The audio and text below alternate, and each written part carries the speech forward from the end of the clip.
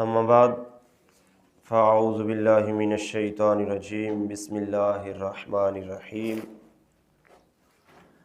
وَلَنَبْلُوَنَّكُمْ بِشَيْءٍ مِّنَ الْخَوْفِ وَالْجُوعِ وَنَقْصٍ مِّنَ الْأَمْوَالِ وَالْأَنفُسِ وَالثَّمَرَاتِ وَبَشِّرِ الصَّابِرِينَ آمنت باللہ صدق اللہ العظیم وصدق رسولہ النبی الکریم۔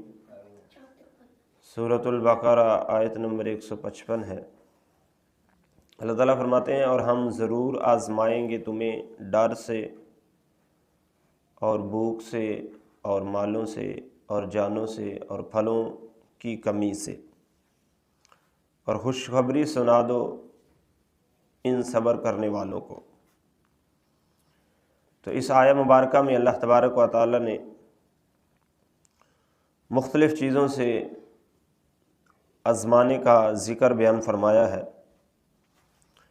ڈر یعنی اللہ تبارک و تعالیٰ کا،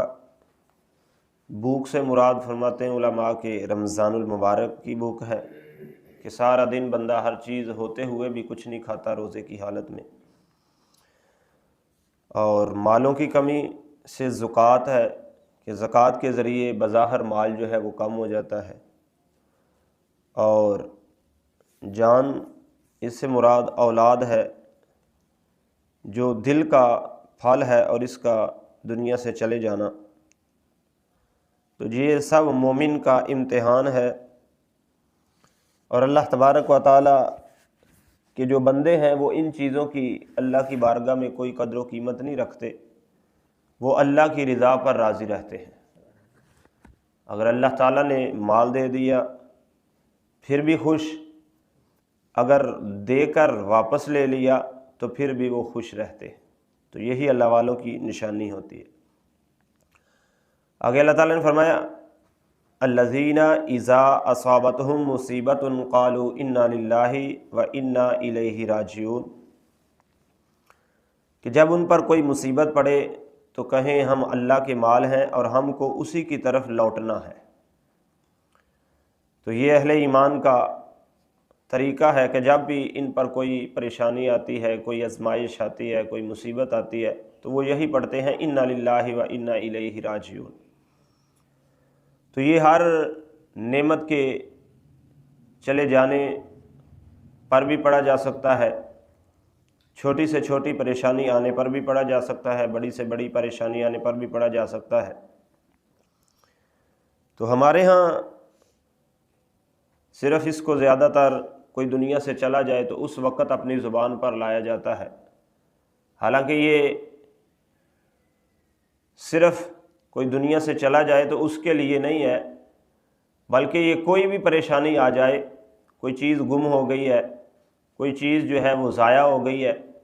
تو اس وقت بھی یہ جملے جو ہیں وہ پڑھے جا سکتے ہیں انا للہ وانا الیہ راجعون۔ تو صرف کوئی دنیا سے چلا جائے تو اسی وقت کے لیے اس کو خاص کر لینا یہ اچھا طریقہ نہیں ہے۔ آگے اللہ تعالیٰ نے فرمایا اولئک علیہم صلوات من ربہم ورحمہ واولئک ھم المہتدون، یہی لوگ ہیں جن پر ان کے رب کی طرف سے رحمتیں ہیں اور صلاتیں ہیں، اور یہی لوگ راہ ہدایت پر ہیں۔ یعنی اللہ تبارک و تعالیٰ نے فرمایا کہ جب ان کو مصیبت پڑے تو وہ انا للہ وانا الیہ راجعون پڑھتے ہوئے صبر کریں، تو یہی اللہ تبارک و تعالیٰ کی طرف سے راہ ہدایت پر ہیں، اور انہی پر اللہ تعالیٰ کی رحمت اور برکت ہوتی ہے۔ ایسے صابروں پر اللہ کی عام رحمتیں بھی ہیں اور اللہ کی خاص رحمتیں بھی ہیں کہ جو اللہ تبارک و تعالیٰ کی رضا پر راضی رہتے ہیں۔ اگر فرمایا ان الصفا والمروۃ من شعائر اللہ فمن حج البیت او اعتمر فلا جناح علیہ ان یطوف بہما ومن تطوع خیرا فإن اللہ شاکر علیم،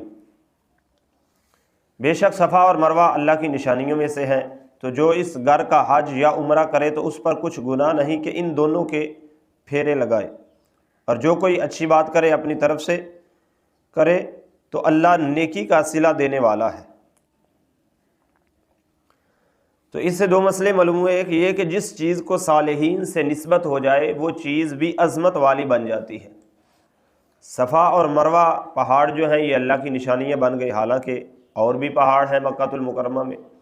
یہ صفا اور مروہ ہی کیوں اللہ کی نشانیاں بنی؟ تو اس کی وجہ یہ کہ حضرت ہاجرہ سلام اللہ علیہا کے قدم مبارک ان پہاڑیوں پر لگ گئے، تو آپ کے قدموں کی برکت سے اللہ تبارک و تعالیٰ کی یہ نشانیاں بن گئی۔ اور دوسری یہ کہ معظم چیزوں کی تعظیم و توقیر دین میں داخل ہے، یعنی جو عزت والی چیزیں ہو جائیں ان کی تعظیم کرنا یہ ہمارے دین میں داخل ہے، اسی لیے صفا مروہ کی سعی جو ہے یہ اس کو حج میں شامل کر لیا گیا۔ اور تیسری یہ کہ برکت والے مقام پر اگر گناہ ہونے لگیں تو ان گناہوں کو مٹانا چاہیے، مگر ان مقامات کو معظم سمجھنا چاہیے۔ یہ نہیں کہ اگر کسی جگہ پر گناہ ہو رہا ہے تو سمجھو کہ وہ جگہ ہی بری ہے، وہ جگہ بری نہیں ہے بلکہ وہاں پر جو گناہ ہو رہا ہے وہ برا ہے۔ جیسا کہ یہ دونوں پہاڑ صفا اور مروہ جو ہیں ان پر اسلام سے پہلے قریش مکہ نے بت رکھے ہوئے تھے اور وہ جا کر ان کے سامنے جھکتے تھے، ان کی پوجا پاٹ وغیرہ کرتے تھے۔ تو اس وجہ سے یہ صفا اور مروہ پہاڑیاں جو ہیں ان کی عزت اور تقیر اور تعظیم میں کوئی کمی نہیں آنے دی رب تعالیٰ نے۔ اسی طرح خانہ کعبہ کو ہی لے لیجئے،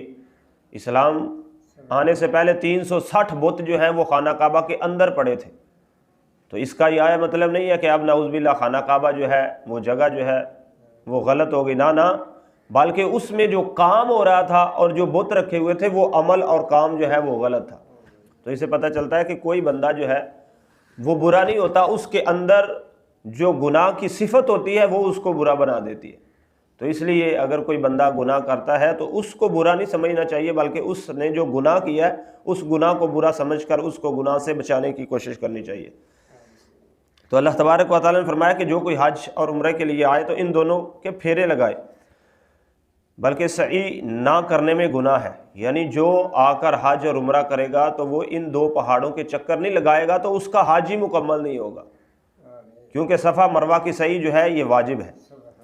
اور بت پرستوں کی بدماشی کی وجہ سے تم سعی نہ چھوڑو۔ تو یہ آیت مبارکہ جو ہے اللہ تبارک و تعالیٰ کی طرف سے جو نازل ہوئی، یہ اس بات کی طرف اشارہ کر رہی ہے کہ جو اللہ تبارک و تعالیٰ کے پیاروں کے ساتھ چیز نسبت رکھتی ہو وہ اللہ کے ہاں بھی